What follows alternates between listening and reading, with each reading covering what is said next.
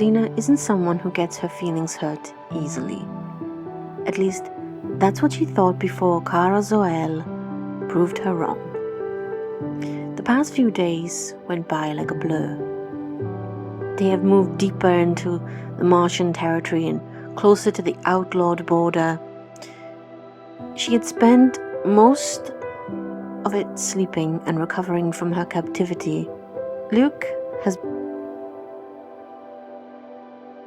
her updates and tidbits of information from his exertions into the Mars Republic with Maggie, who has been tasked to keep an eye on him while showing him the ropes of this new world. If they were to be allies, Lena wants her lieutenant to have a complete understanding of the conflict they are now fully stepping into. To walk in blind is unacceptable. Too much is at stake. But while her lieutenant was out and about, Lena is confined into a house, attending meetings after meetings every day. Lady Alexandra is giving her a crash course on foreign policy, something Lena cruelly lacks. She listens distractedly from her seat at the windowsill of her study, her attention split between the stern teacher and the kids running outside. The Luthorians were cut out from the rest of the other kingdoms by Krypton and the ocean at their back. And while the temptation to see what lay beyond the ocean had been great, it had been thwarted by the numerous disappearances of their ships. Rumors quickly grew into legends that only every morning to swallow the stars instead.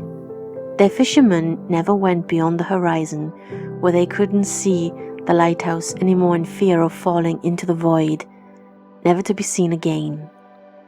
Instead, Luthorians set their eyes upon Krypton, and again the numerous failed attempts to explore this unknown territory and their neighbors' constant refusal for a diplomatic visit had birthed all kind of stories which integrated itself into their education. They had lived between two giants in relative peace for decades until her father tried to march into Krypton. Lena does know that, at least. Apparently, Krypton didn't used to be a military kingdom. It dedicated years to science until an experiment went wrong with kryptonite and altered their biology.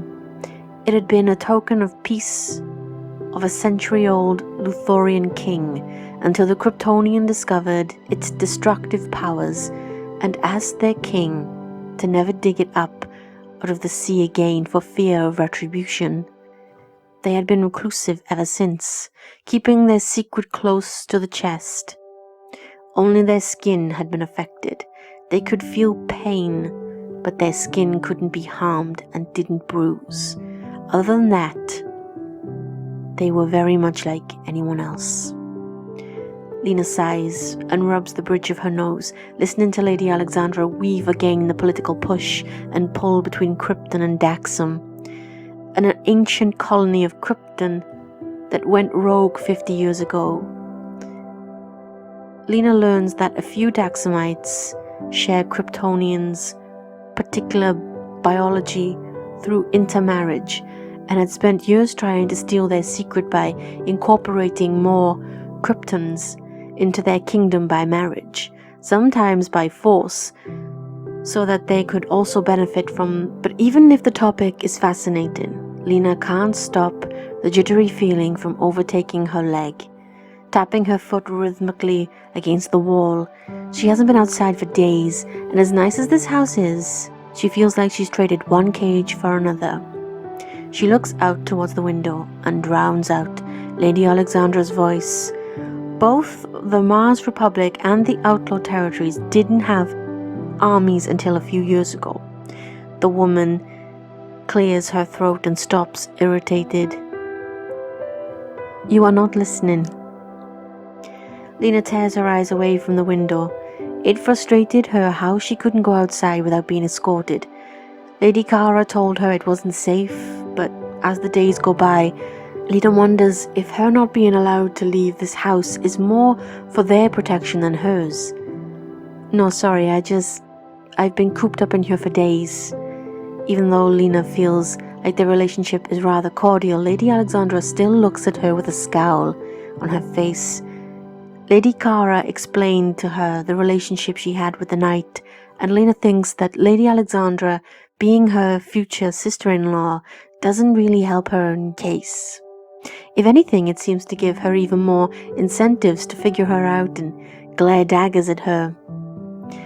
"I'm not going to escape if that's what you're afraid of." She tries again, hoping she will let her have her walk in the village. The knight sighs. Putting aside the lessons for today, she says, "Why did you ask her to marry you?" Lena arches an eyebrow. "Why?" she asks, the question formulated more like a challenge than the expression of her puzzlement, because really, Lena is confused. They had both been in the room when Lena made her proposal. It couldn't be clearer why she asked Lady Kara to marry her. "Answer me first." She crosses her arms, making her look even more intimidating than she already is. But Lena will be damned if she let the knight know that. Lena shrugs. "I thought it was obvious. It's the only way for me to make sure my kingdom won't be harmed." The knight clenches her jaw, fuming. Lena frowns, even more confused. It's nothing out of the ordinary. Isn't political marriage done here? She trails off uncertainly, wondering if customs do change that much between the different kingdoms. It's not the same for Kryptonians. They bind themselves for life, the woman stresses, looking at her dead in the eyes. Lena huffs, irritated.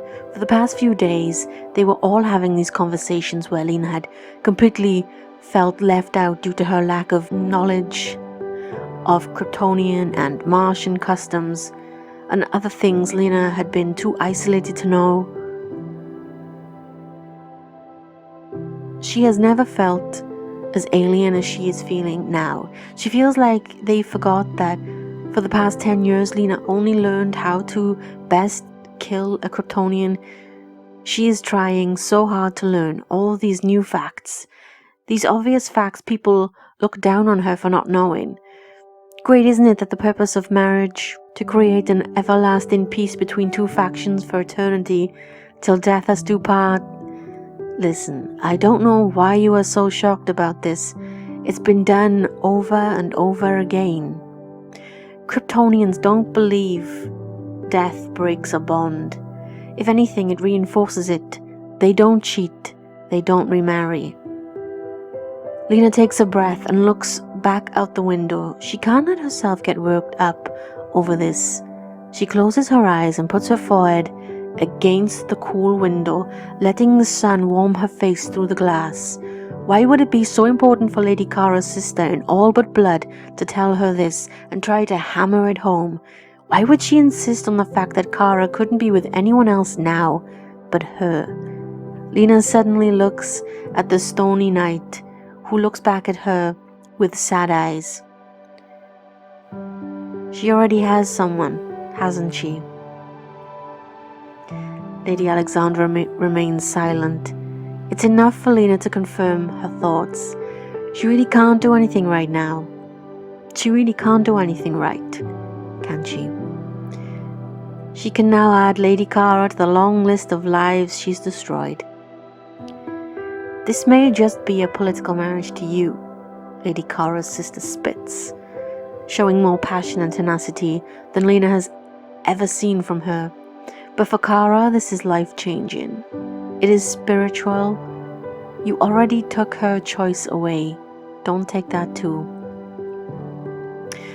Lena doesn't know what to say. She doesn't know how to express her regrets of having reduced what was clearly a dear belief for Lady Kara to a political move. Lena doesn't know what she can do to make it better or how to soften the blow. She only saw this marriage as a means to an end.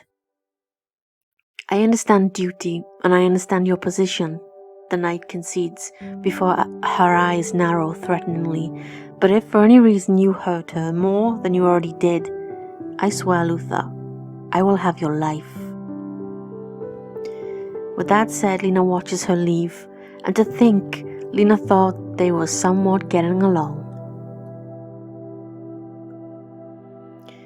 Lena glances back outside and watches life play itself on the street. She's never really thought of marriage before. For her, it was only an inconvenience she would have to partake in someday when the kingdom would demand it of her. But as it is, Lena prefers the freedom of a single life. Marriage was only a contract where both parties could legally get the resources, influence, or power they wanted from the other.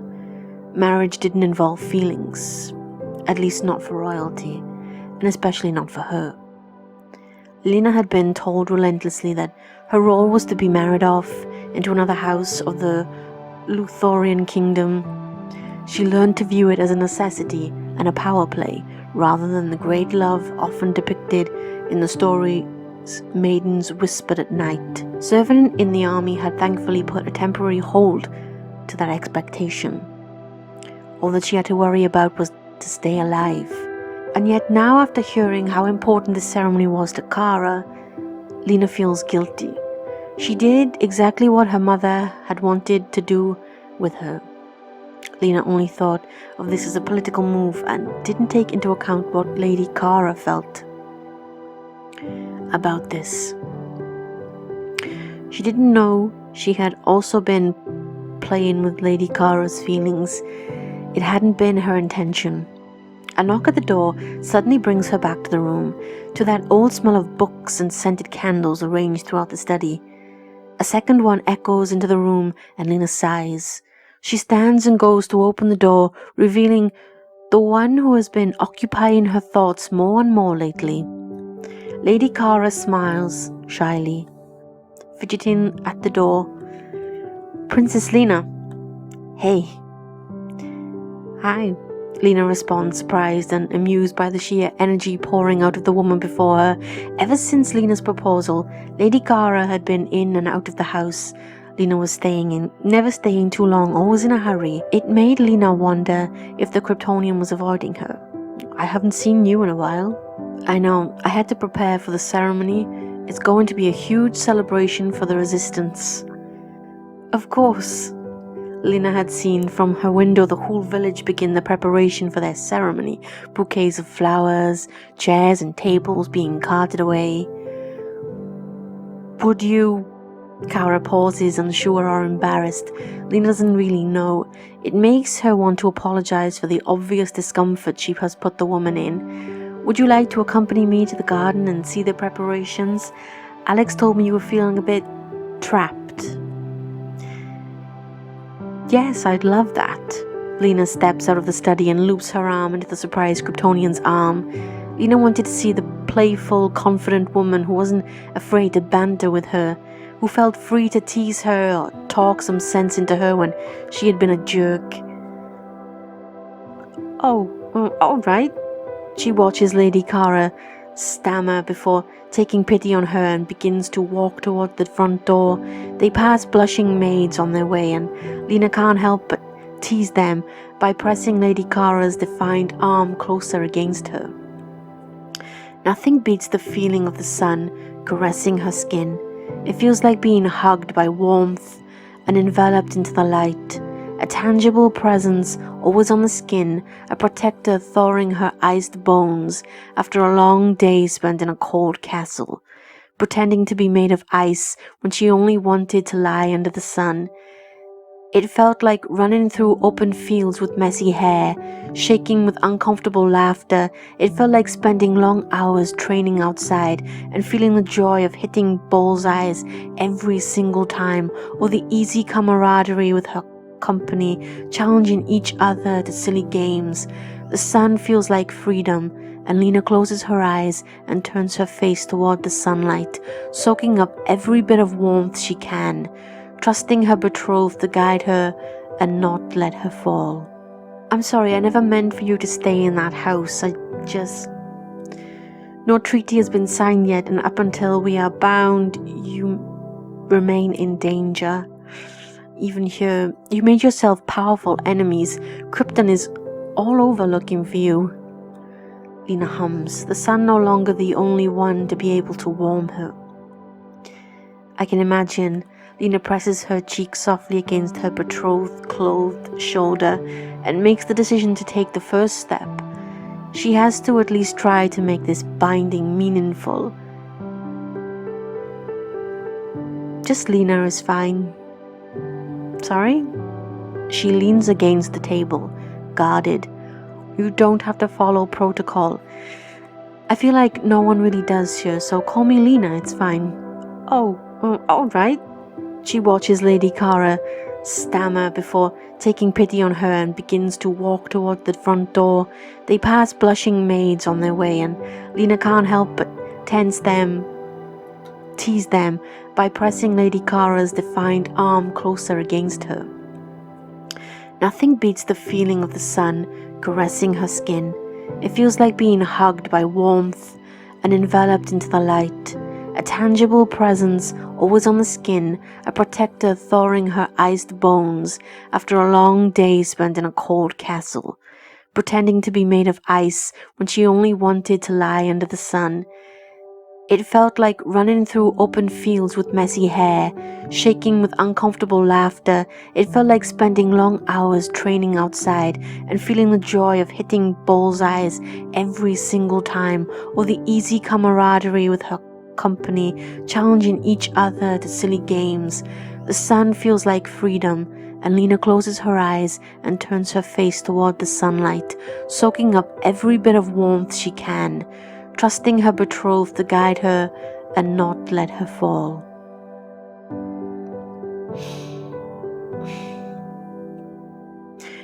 I'm sorry, I never meant for you to stay in that house. No treaty has been signed yet, and up until we are bound, you remain in danger. Even here, you made yourself powerful enemies. Krypton is all over looking for you. Lena hums, the sun no longer the only one to be able to warm her. I can imagine. Lena presses her cheek softly against her betrothed clothed shoulder and makes the decision to take the first step. She has to at least try to make this binding meaningful. Just Lena is fine. Sorry? You don't have to follow protocol. I feel like no one really does here, so call me Lena, it's fine. Lena sees the smile stretch on the woman's lips, and she hears her test the sound of her name, whispering it softly. Then please call me Kara. Lena smiles, and for the first time in a while, she feels like she is finally doing something right. Are you nervous? Lena opens her mouth, ready to deny any feeling of dread and anxiety at the idea of what was to happen tomorrow, ready to put on her armor and be calm and confident, but Lady Alexandra's words appear at the back of her mind, and Lena finally decides to go with honesty. Lena would like their relationship to be built on trust. That's the least she can do for the woman who has saved her life. Yes, me too. They finally step into the garden, a bit outside of the village, and see the beautiful way the villagers decorated the place. The wooden tables and chairs didn't look out of place. They had been ornated with flowers from top to bottom, delicately weaved around the wood. as if they had been carved into it. A beautiful arch stands before the setting sun, painting the garden in gold. I asked for the arch to be placed here, Kara says, her eyes twinkling with contentment. In Krypton, binding ceremonies are done before the sun. It symbolizes the end of our journeys on our own and the beginning of a new one together. Was to happen tomorrow, ready to put on her armor and be calm and confident, but Lady Alexandra's words appear at the back of her mind, and Lena finally decides to go with honesty. Lena would like their relationship to be built on trust. That's the least she can do for the woman who has saved her life. Yes, me too. They finally step into the garden, a bit outside of the village, and see the beautiful way the villagers decorated the place. The wooden tables and chairs didn't look out of place. They had been ornated with flowers from top to bottom, delicately weaved around the wood, as if they had been carved into it. A beautiful arch stands before the setting sun, painting the garden in gold. I asked for the arch to be placed here, Kara says, her eyes twinkling with contentment. In Krypton, binding ceremonies are done before the sun.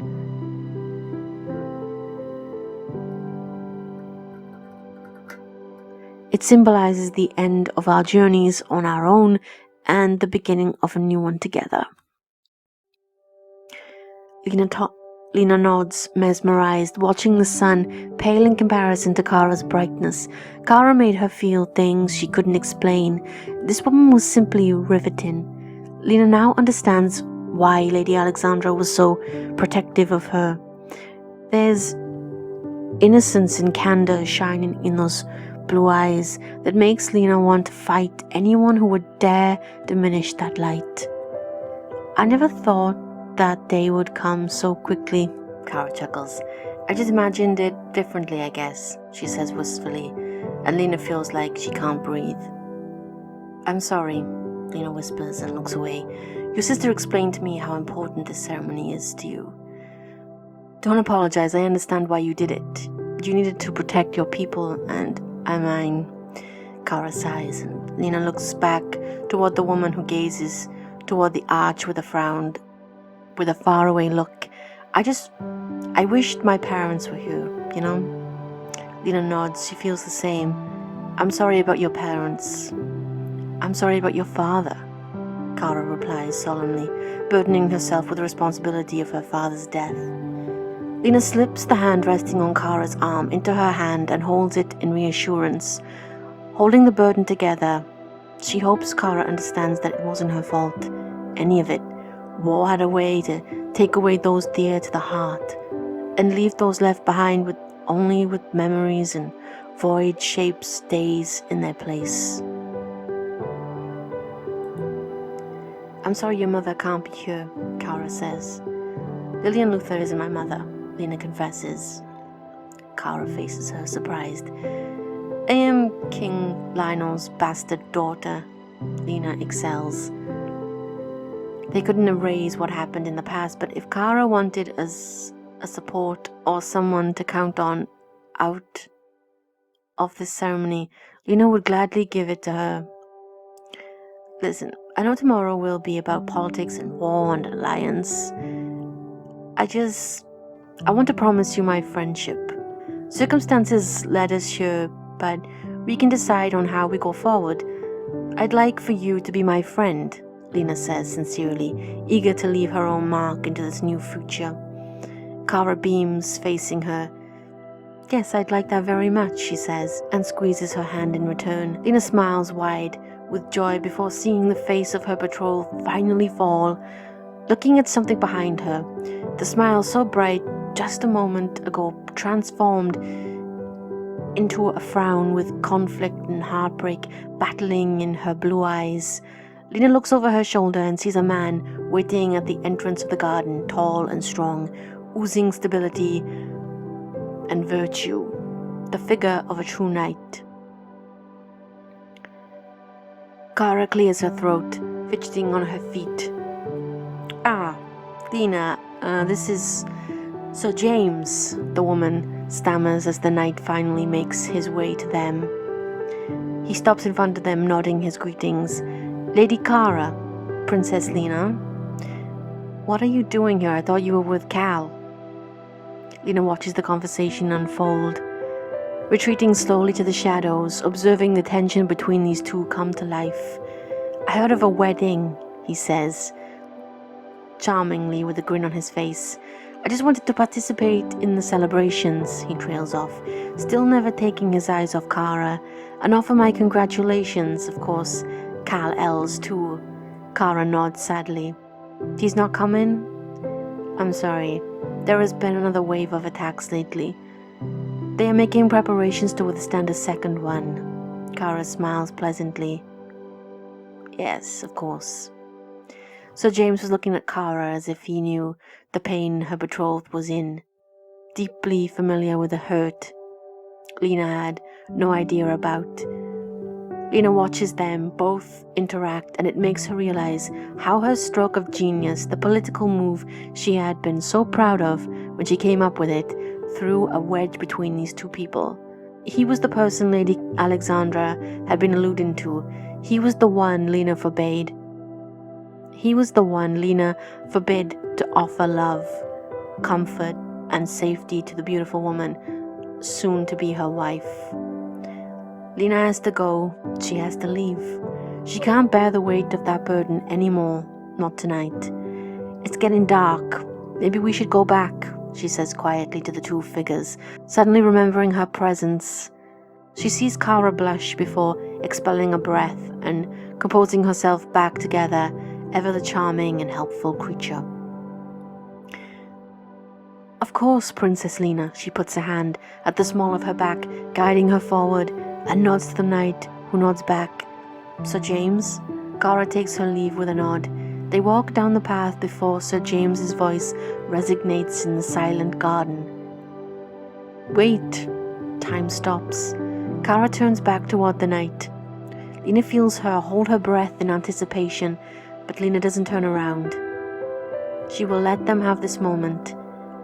There are things I need to discuss with you and the council. Daxam is pushing on the other side of the outlawed border. Kal-El is asking for reinforcement. We'll talk of this tomorrow morning before the ceremony. Of course, thank you. Let's go, Kara whispers, prompting her to move ahead, to go back to the house. Lena is now keenly aware of the physical distance between them. The chill of the night takes Lena in its arms and she shivers, feeling cold. You will let me attend that meeting, won't you? Lena asks, breaking the silence. She has the nagging feeling Kara still keeps things from her. She has never heard of that council Sir James spoke of, despite the innumerable meetings she attended and resistance officials she met. It makes her wonder what game Kara was playing with her. Letting her think she was involved in the resistance while never mentioning what sounded like to be a council that would give executive order. Of course. Lena doesn't press further. Kara seems distracted, looking at the ground intently with a crinkle between her brows.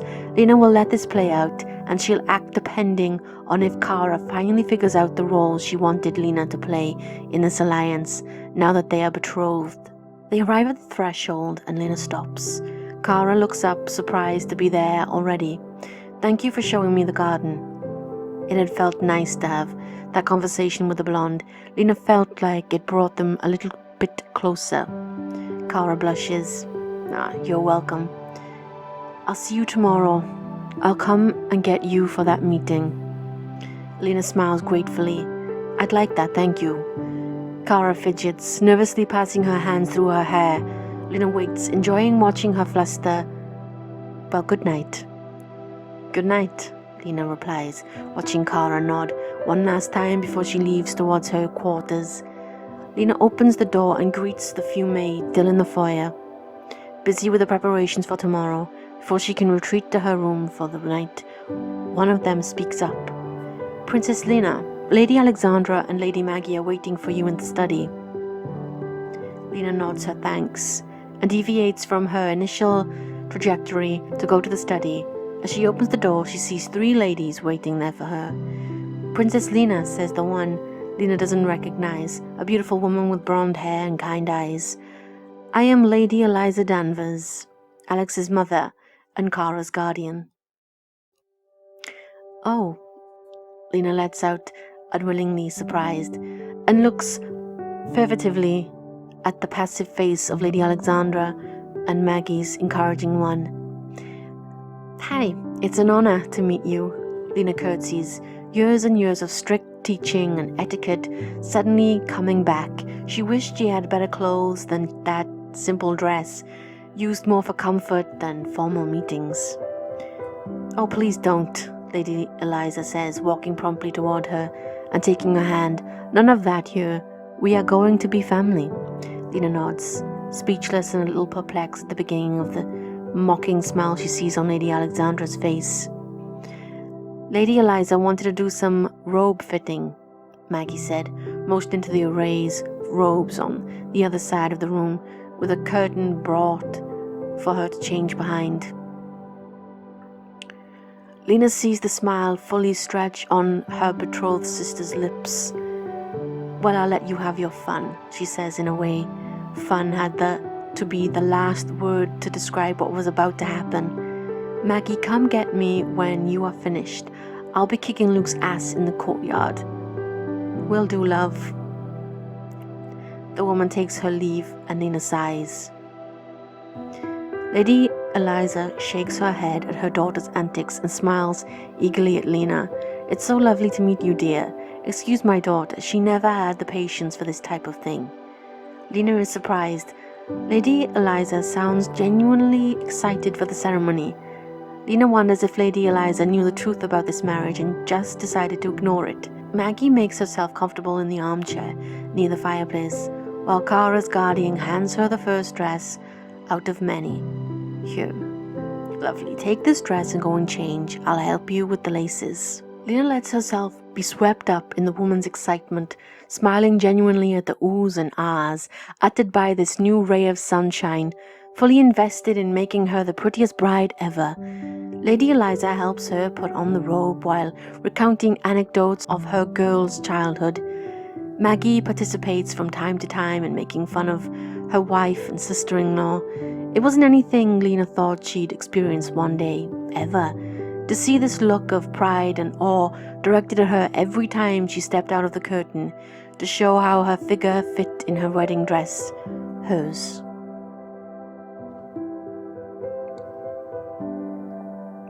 Even Maggie's dimples she had gotten used to seeing when the woman made fun of her didn't infuriate her anymore. Her teasing and little quips every time Lena changed dresses now made her laugh, chasing away the dark cloud that had been hanging over her head for a while. This entire thing felt silly, and yet Lena never felt so at ease.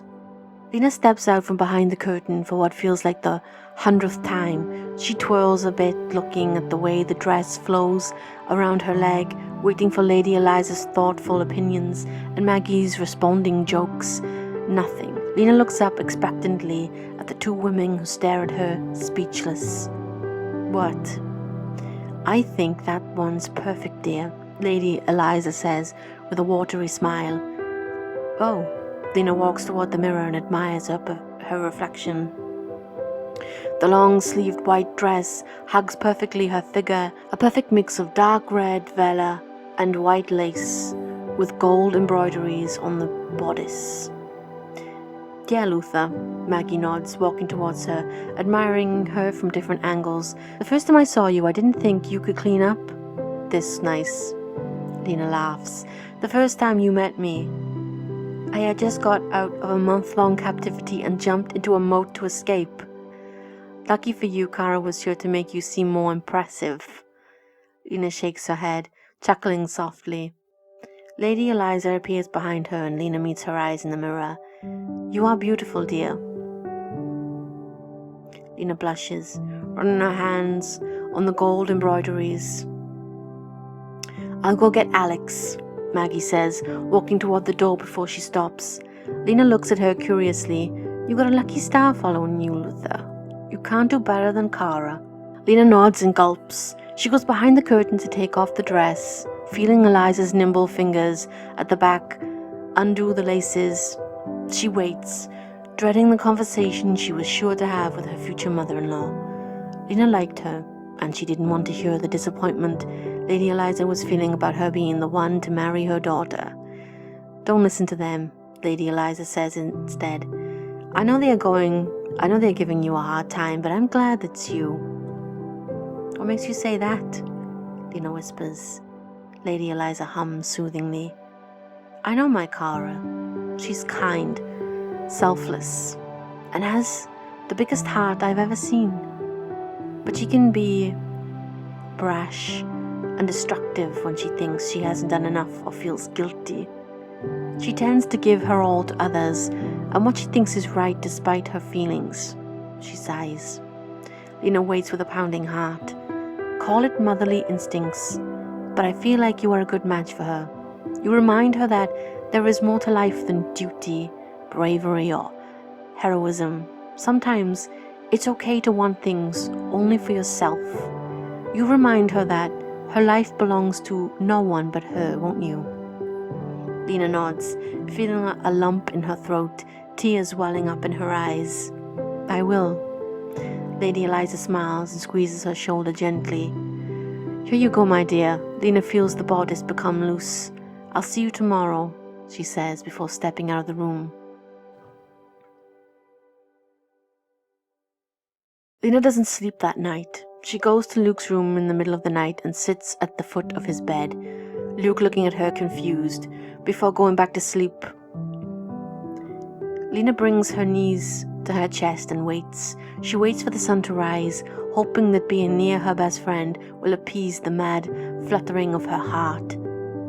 The sun rises and her heart still hasn't calmed down. Lena wakes Luke up and goes to prepare herself for when Kara will come get them for the meeting with his council. She is waiting in the study when a maid came to get her, telling her that Luke and Kara are waiting for her outside. The mood is somber this morning as Kara doesn't meet her eyes and quietly debriefs Luke in from what she understood Sir James say the night before. Lena follows them silently, lost in thought, Lady Eliza's words on repeat in her mind as she watches the morning light reflect in Kara's gold hair. They arrive to a hidden door near the guard's outpost. Kara knocks 3 times before it opens. They walk into a barely lit corridor before arriving into a room with a big round table at the center. Lena is surprised to see mostly familiar faces around the table. There was Lady Alexandra, Maggie, Sir James, Lady Eliza, and 2 men she doesn't recognize. The first one introduced himself as John Jones, head of the Republic of Mars Intelligence, while the others stammered his name, Wynne Scott, blacksmith and engineer. Lena nods her greetings before they all sit. Sir James puts an end to the intense silence. "I come with news from the outlawed battlefront, and they are not good. While Kal succeeded in fending off the Kryptonians' army from going any further into the outlawed territories, we received intelligence that a cavalry of 300 to 500 and 800 to 1,000 Daxamites, foot soldiers, are marching toward the outlawed border, intending to trap the resistance between 2 battlefields. We think that the move is only meant as a first wave to weaken the resistance. We do not have any information on when the second wave will occur or how many Daxamites it will involve." "When is the first wave of Daxamites estimated to arrive?" Lady Alexandra asks. 2 weeks at the most, a week if we are lucky."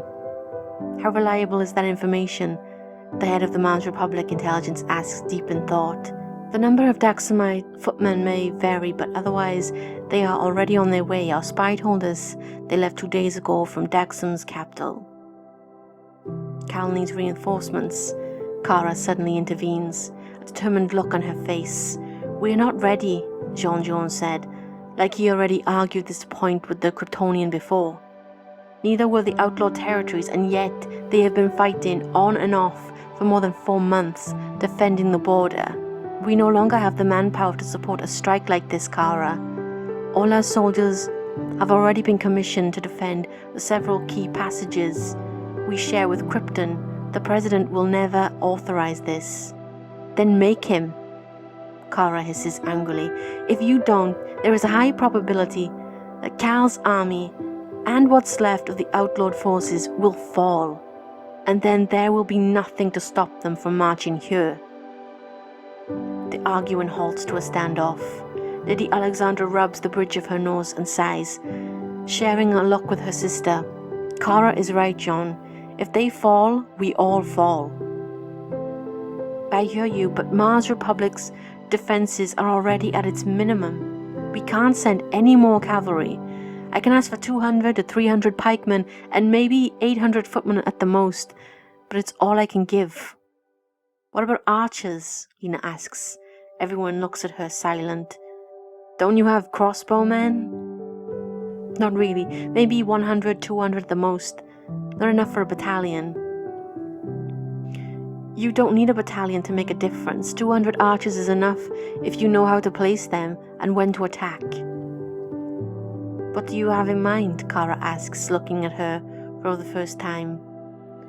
"You have the advantage of the terrain. Use it. If we hurry enough, we can lay traps that we can trigger from the distance. We can lead them somewhere narrow enough for the crossbowmen to reduce significantly their number.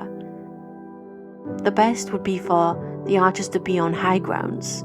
The infantry can pick the rest of the Daxamites out at the other end."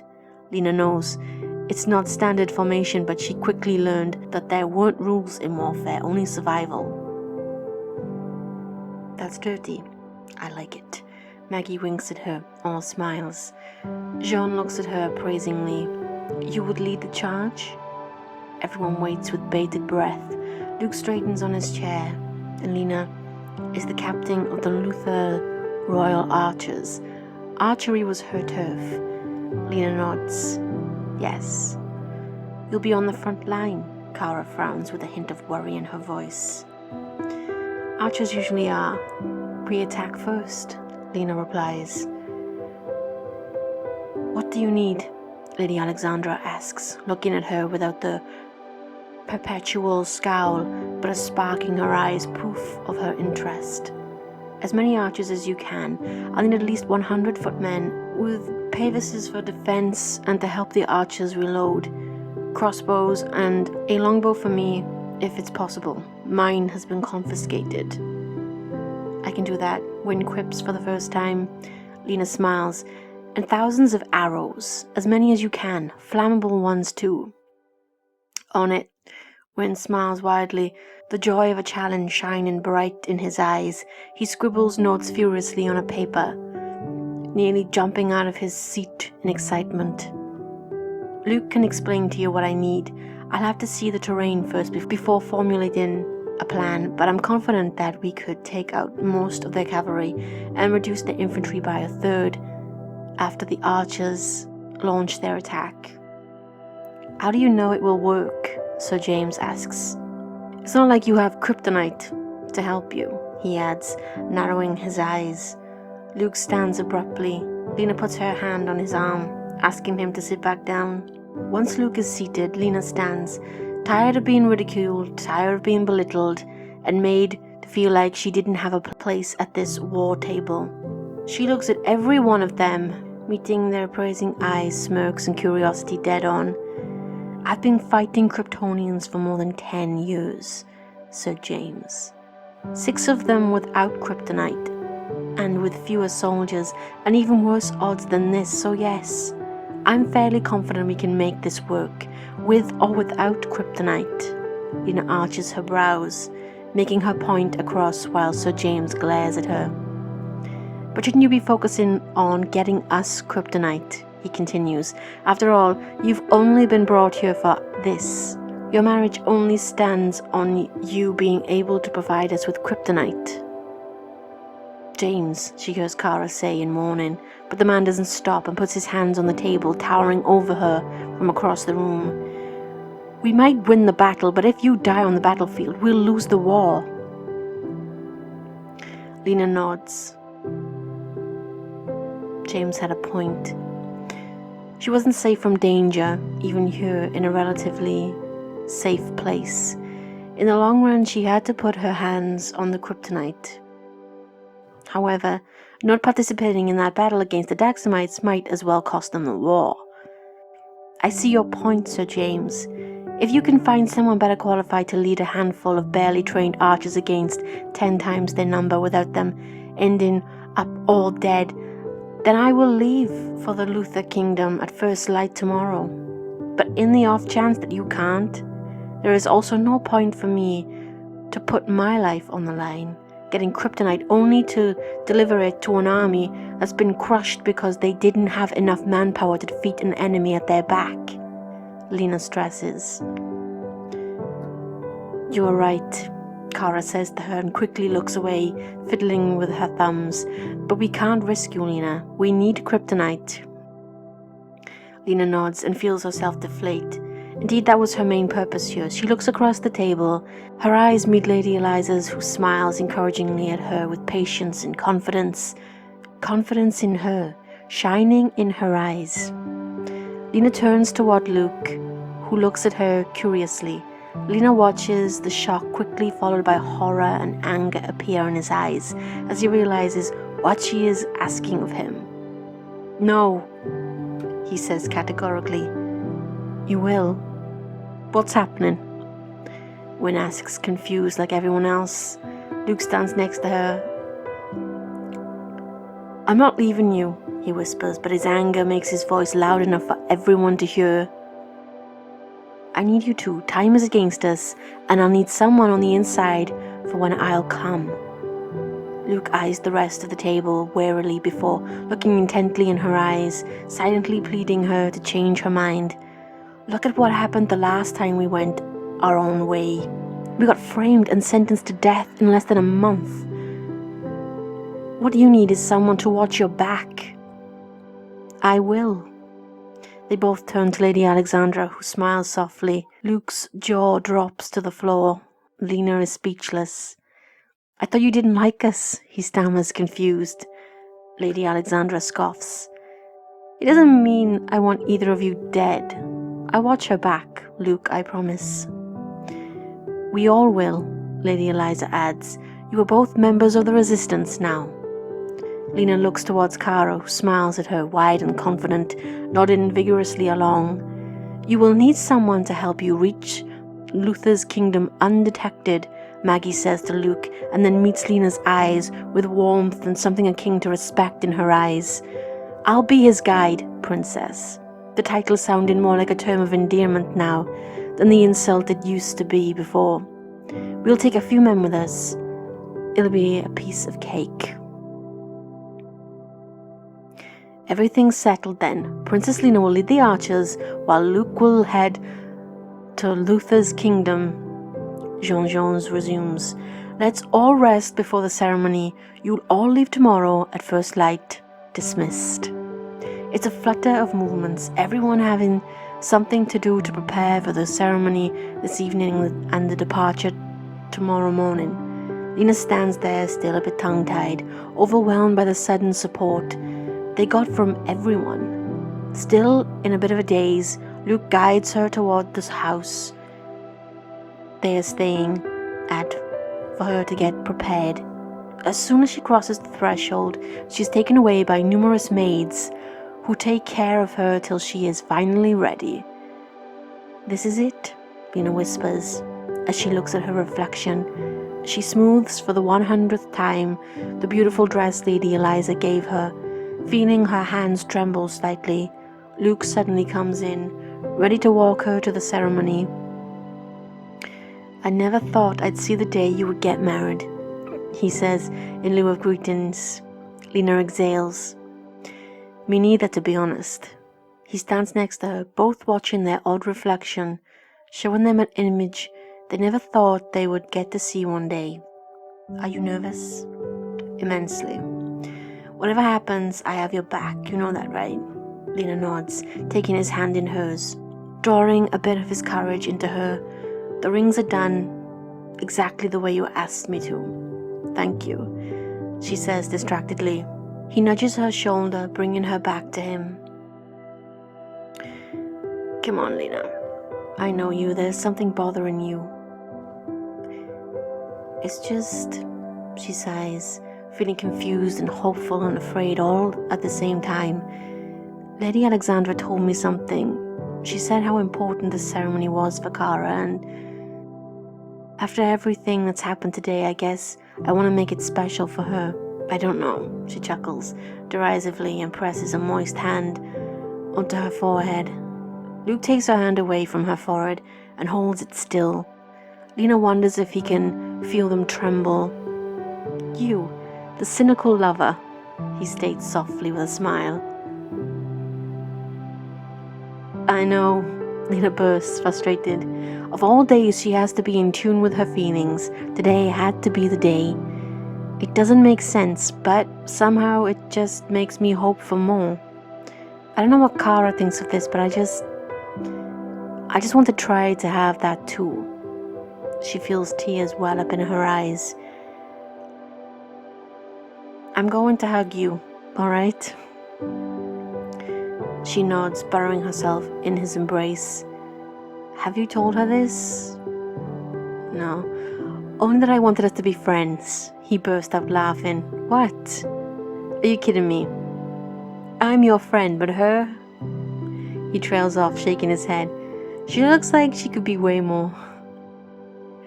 Lena laughs before he looks at her more seriously with the kind of tenderness someone feel for their dearest friend. I don't want to be cynical, but we live in dark times. This ceremony may be the last good thing for the whole resistance. Don't feel guilty to want a shot at happiness. Lena exhales, so grateful to have him grounding her and supporting her when she felt like everything was falling apart. Yes, you are right. I should go and tell her. Do you know where she is? To your right, at the end of the hall. She smiles and rushes to the door. She had to be quick before the ceremony began. Thank you. Go sweep her off her feet, she hears him say through the door as she runs to the end of the hall, her dress sweeping the floor. Lena smiles and goes toward the woman who changed her life. She doesn't know what she'll say to her, only that they could try to be something more, and maybe Lena will tell her that she'll win her heart someday, if Kara lets her. Lena knocks softly on the door, but no one responds. After a moment, she opens it, and her heart stops. Kara, looking as beautiful as ever, in her beautiful dress, is locked into a kiss with Sir James, the strong and noble knight Kara had wanted to be with from the beginning. Lena closes the door, crestfallen, and squashes all her silly thoughts of something more. She goes back to her room where Luke is waiting for her, surprised to see her back so quickly. She only shakes her head and waits for things to go back into motion. She hears Luke say things to her. She feels his arms wrap around her. She understands that the knock on the door is to tell them that it's time to walk down to the garden. She sees the beautiful arch Kara showed her yesterday, glowing under the setting sun. Jean waits under the arch patiently with a small smile when he sees her. Luke squeezes her hand in support as they walk down the aisle. The smiling people standing on either side, blurring into a big messy blob of color. And Lena breathes deeply. She stands next to Jean's, waiting for her bride, while Luke stays behind her. Kara suddenly comes in, and everyone cheers. She's beautiful. She only saw it briefly earlier, but now, under the soft glow of the sunset, she is magnificent. She is the sun. Kara smiles at her shyly, and Lena responds with a smile of her own, brilliant and wide, to hide her trembling lips. Jean ties their hands with a big red thread on each of their wrists, meant to stay forever, and then a white one to tie their hands together during the ceremony. The vows are pronounced. Lena slides a ring, the only thing left from her birth mother, and that she asked Luke to engrave something on the inside on Kara's finger. They are now forever bound. Lena hears the cheers and joyous cries of the people surrounding them. Lena smiles for them. Kara holds their bounded hand up for everyone to see. The white cord gets taken away, leaving them with the red thread on each of their wrists and a ring on their finger. She sees Kara smile, hugged by her friends and family. Lena renews silently the promise she made to Kara in the garden yesterday. Lena will not try to win her heart, but she will happily be her friend for as long as Kara wanted her to.